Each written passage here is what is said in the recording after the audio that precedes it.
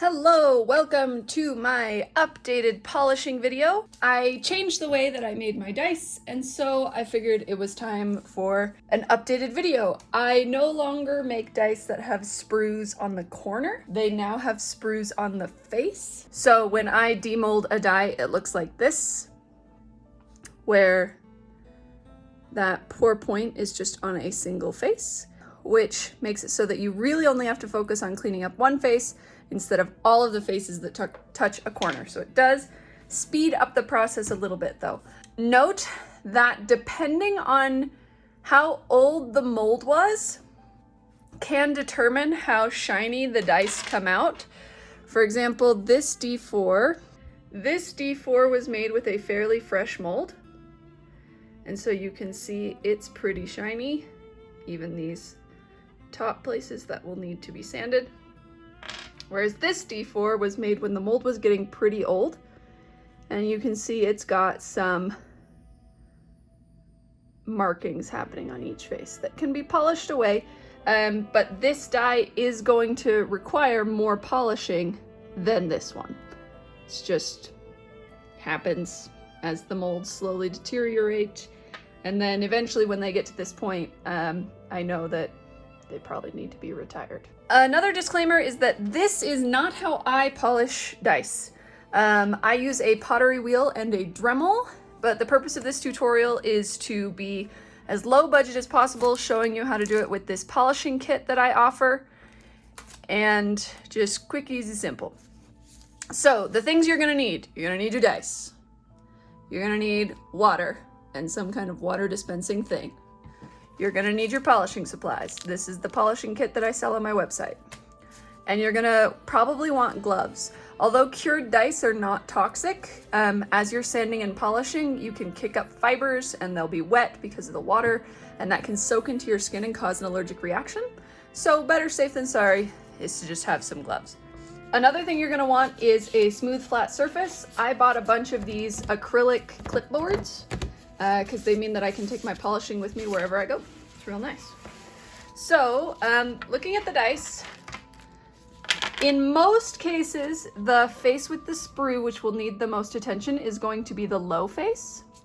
So here's the 1, the 10, etc. In some of my molds, I have the sprue on the D20 on the 11 face, not the 1 face. Because I have two different types of designs, one where I pour with the logo in the middle and one where I pour with the logo at the bottom. The D4 is the only one where the sprue point is on a corner. Everybody else is on the low face or thereabouts. So I am going to be focusing on this D10 for the purposes of this example.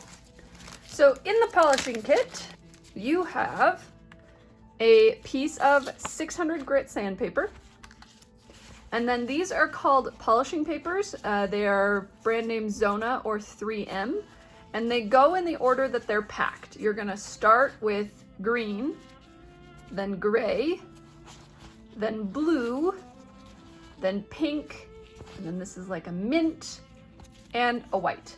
All of these are pretty easy to tell which side is the one you should be using because it's the side that's more colorful. So like if you look at the pink, this is one side, that's the other side. It's pretty clear which one you should use. The only one that can be kind of hard is the white. I have marked the wrong side with an X, so do not polish on this side. You can tell just by looking because one side will have a little bit of shine to it. I promise it does. In real life. The shiny side is the side you should not use. So these are the 7 things that you will use. So let's get to it. So I'm going to start by wetting my sandpaper. And the sandpaper I'm really only going to use on this sprue face. This face that has this little marking. And I'm just going to be really gentle. Almost no pressure, and I'm going to check it regularly.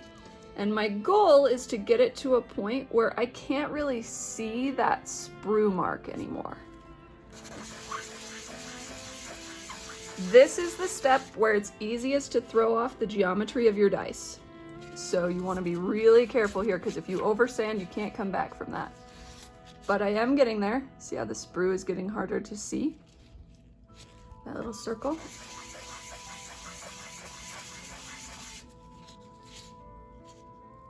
Okay, I think I'm there.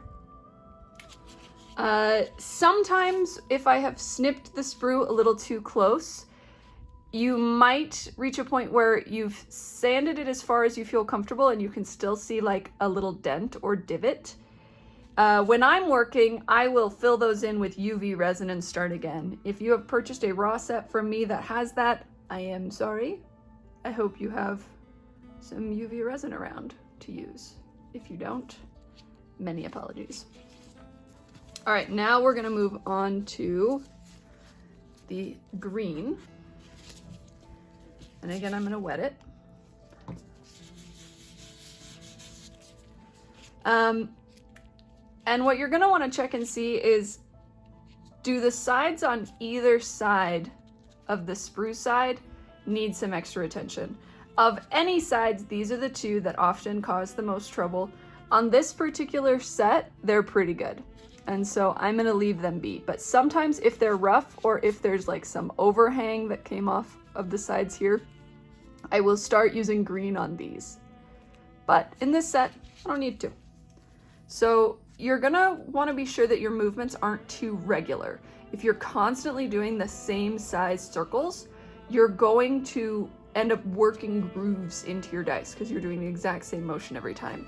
One thing I recommend is using like a crazy figure 8 kind of thing, and then just maybe mixing up your direction occasionally. And you don't need to do this too long. At this point, what we're doing is we're just trying to erase the scratches from the previous grit. So we've already sanded it down as much as we need to, and now we're just working out those scratches. Green is another one that is abrasive enough that it can throw off the shape of your die, so be really gentle with green and don't overuse it. All right, now we are on to gray.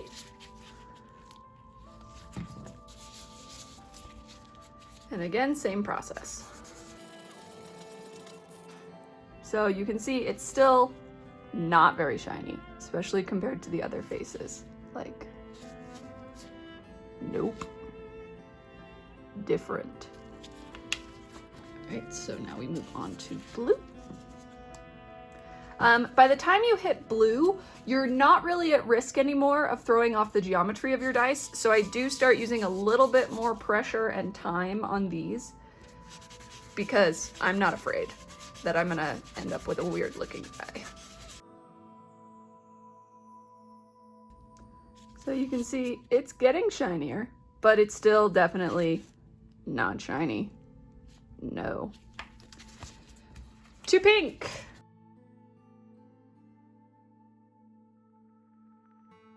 It's definitely shinier.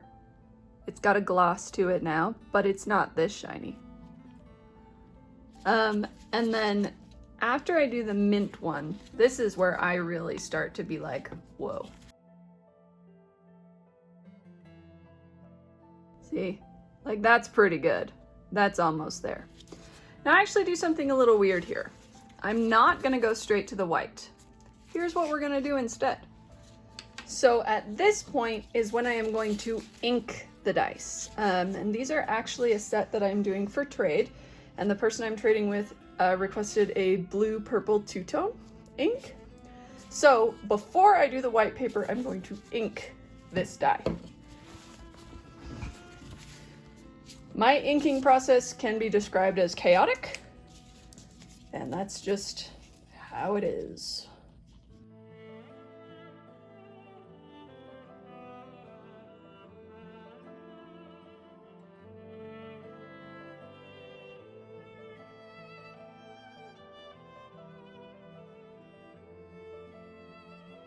All right, so now the die is inked, and we need to leave it for a little while because it needs to be not totally dry, but mostly dry before we do this next step. So I'll be back in a minute. So I mentioned this D4 at the beginning, and since it is kind of an example of when things go bad and there's a chance that you might have something like this in your set, I'm just gonna go through this one with you too. So it starts similarly. We are going to use the sandpaper only on the D4 requires all 4 top sides. What's kind of nice about this is you can't really throw off the geometry of the D4 because you won't actually be sanding these sides, and the top and the bottom don't really have an effect on how it rolls. So it's really hard to ruin a D4. Do not take that as a personal challenge. So I'm going to sand all 4 of those top points.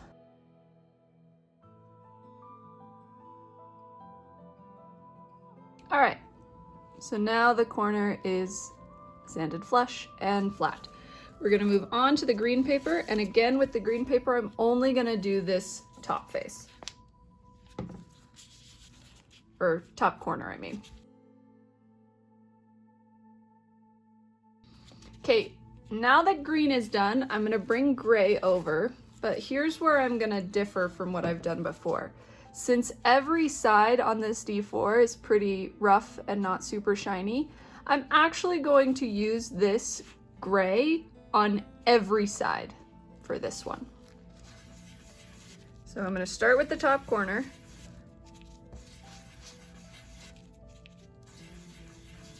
But now I'm also going to do it on the numbered faces. And that's just gonna start, and I'm just gonna check it as I go. And what I'm trying to do is get rid of that texture. If you saw before, it had kind of a patchy texture to it. And I'm just wanting to eliminate that. Might have to do this a couple times because gray is not as abrasive as green. The reason why I start with gray instead of going to green when I'm doing it on the non-sprue faces is because gray is just a little more delicate and it's not gonna work any intense grooves into your die. Green we only really use to get rid of the marks from the sandpaper. So if it doesn't have the scratches from the sandpaper, we don't need green. We can skip straight to gray. You could even start at blue if you felt like the damage wasn't that severe.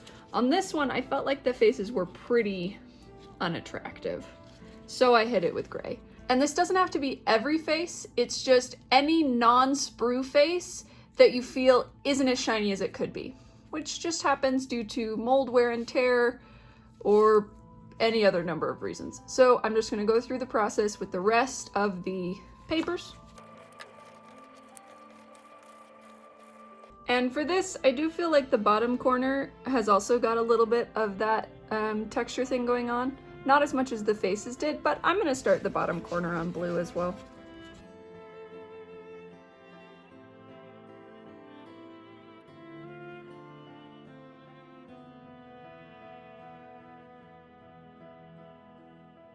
All right, and there we go.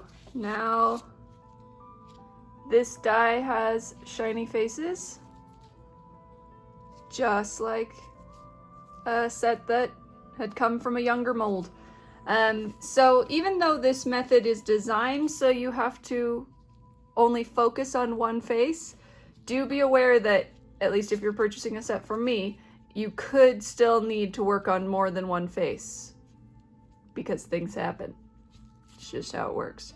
All right, and then for the white paper and inking, I would follow the same process as I did with the other die, which should be dry enough now for us to do the final bit.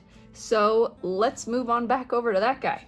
Okay, I have removed my gloves for this part of the process because by the time we get to white, we're working with a texture so fine, we're really not creating particles anymore. We're just cleaning up the surface of the die.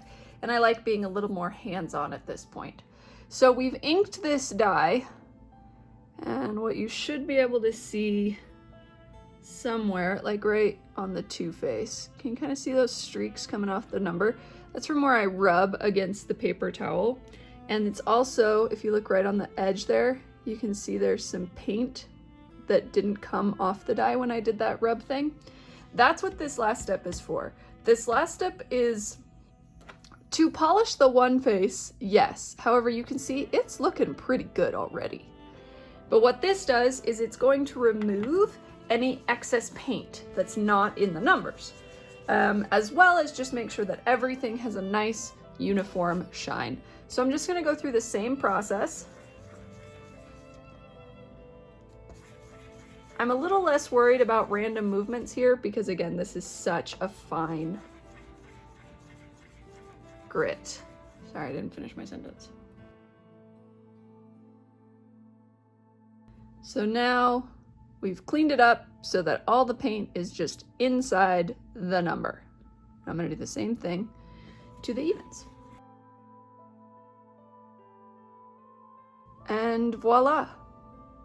This die is now all polished, inked, and ready for play.